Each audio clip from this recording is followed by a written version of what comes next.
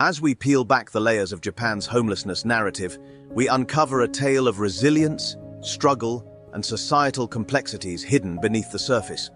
From the shadowy realms of cyber cafes to the staggering statistics that belie a deeper truth, the story of homelessness in Japan is far more intricate than meets the eye. Join us as we delve into the depths of this hidden reality, shedding light on the lives of the invisible and the challenges they face. From economic downturns to cultural stigmas, every aspect of this story begs for our attention and action. So if you're ready to explore the untold stories and complexities of Japan's homelessness crisis, let's embark on this journey together.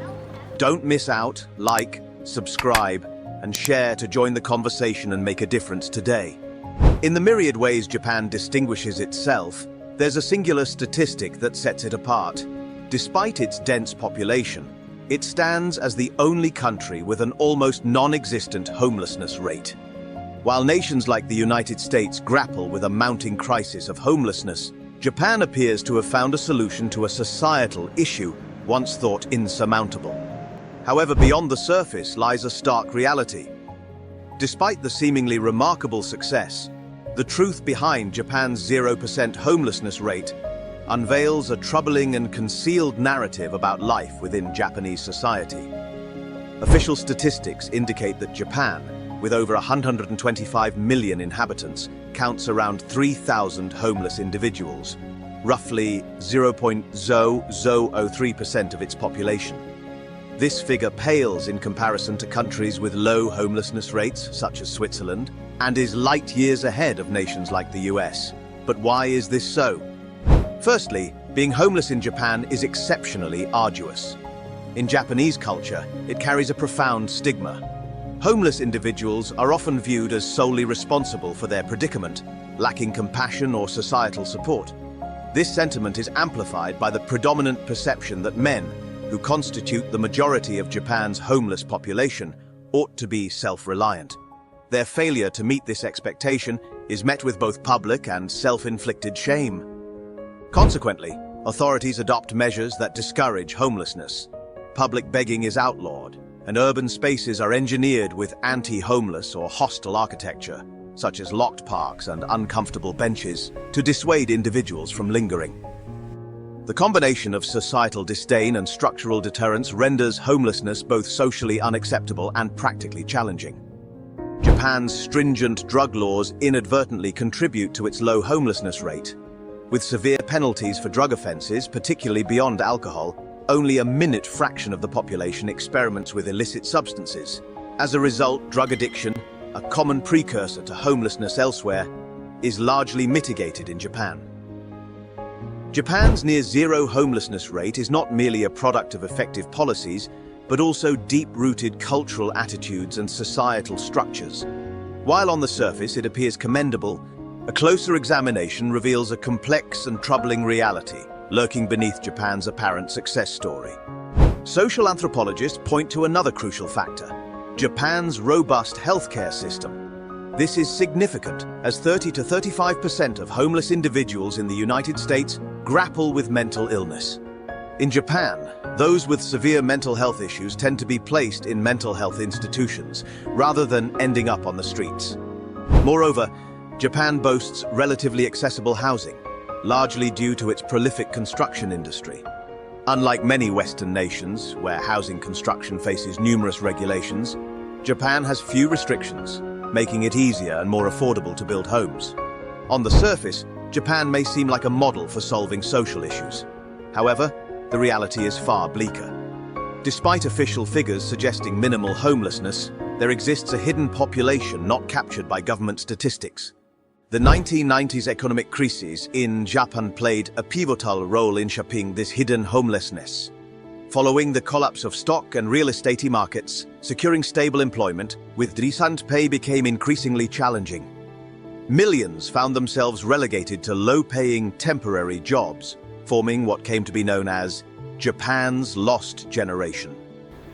Struggling to maintain permanent housing, many resorted to unconventional living arrangements to avoid the shame and stigma associated with street homelessness.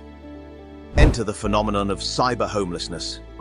Japan's extensive network of 24-hour internet and manga cafes provided temporary refuge for the lost generation. While lacking traditional beds, individuals often slept in computer cubicles, utilizing these establishments as makeshift shelters. In essence, Japan's apparent success in addressing homelessness belies a deeper, more nuanced reality.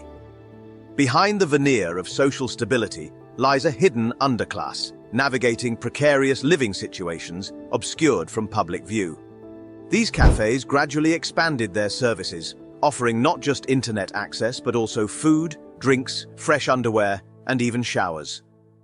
Over time, this evolved into a distinct industry, and today, cybercafes serve as uniquely Japanese commercial homeless shelters.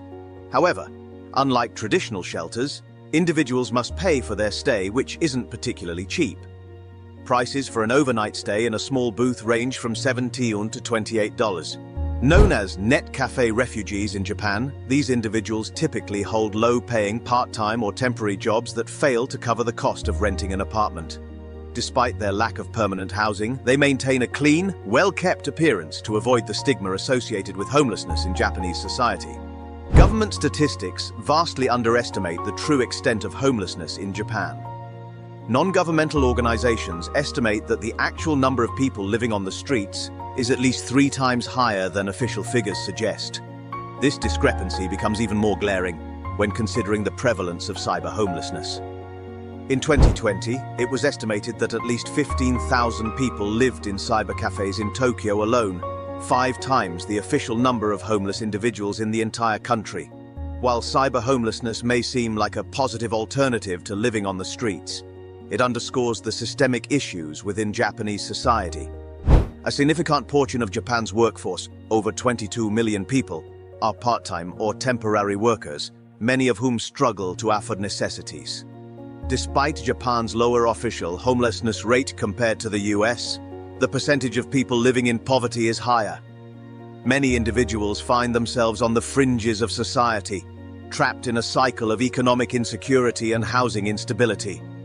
This hidden homelessness represents a failure of the Japanese economy and highlights the challenges faced by those unable to secure stable employment and housing. While the government may tout a 0% homelessness rate, the reality beneath the surface tells a different story, one of systemic inequality and persistent social issues. As long as these underlying problems persist, the number of invisible homeless individuals is poised to continue growing. In conclusion, the intricate web of factors contributing to Japan's seemingly low homelessness rate unveils a complex reality. Despite official statistics painting a picture of success, the truth beneath the surface reveals a society grappling with deep-rooted issues of economic insecurity and social inequality. The phenomenon of cyber homelessness, while providing a temporary refuge for some, serves as a stark reminder of the challenges faced by millions on the fringes of Japanese society.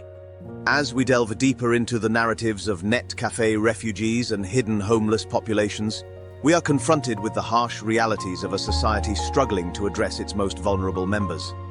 By understanding and acknowledging these complexities, we can begin to advocate for meaningful change and support initiatives aimed at addressing the systemic issues at play. So, let's continue this conversation, raise awareness, and work towards creating a more inclusive and compassionate society for all.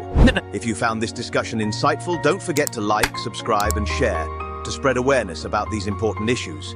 Together, we can make a difference.